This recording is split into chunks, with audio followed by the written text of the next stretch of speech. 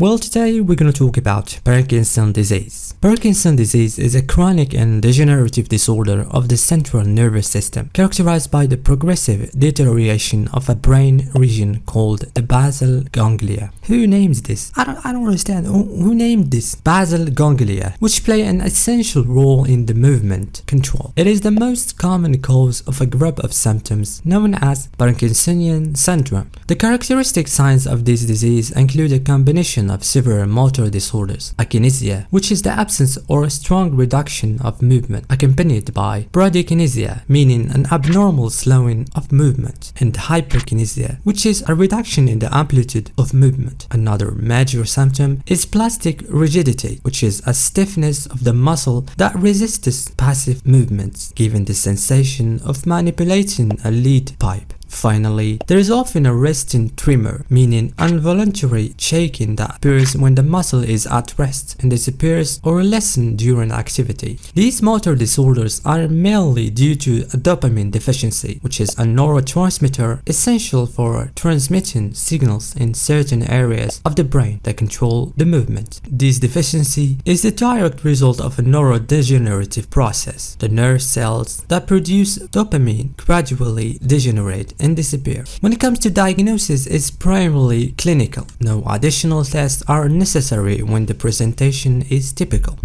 The disease most often begins around the age of 60, but in some cases it can appear earlier or later. Parkinson's disease is the second leading cause of motor disability in the elderly, just after stroke. Its impact on quality of life is therefore significant, particularly due to the progressive loss of independence it causes. To fully understand the motor disorder observed in Parkinson's disease, it is first necessary to understand the normal functioning of the neural circuit responsible for movement control. These circuits mainly operate through two major pathways within the basal ganglia: the direct pathway and the indirect pathway. Let's start with the direct pathway, which has the main role of facilitating the exhaustion of the movement. When the brain stimulus is initiated, it activates a region called the striatum, composed of the dopamine and coda nucleus, using two neurotransmitters, glutamate, which is excitatory, and dopamine via D1 dopaminergic receptors, which enhance this excitation. This activation then leads to the production of GABA, an inhibitory neurotransmitter. GABA inhibits the internal globulus pallidus, a structure that normally exerts constant inhibition on the thalamus. By inhibiting this inhibition, a phenomenon called disinhibition, the thalamus becomes active and can stimulate the motor cortex, allowing the programmed movement to be executed. I hope you understand this pathway. If you have any question, leave them below.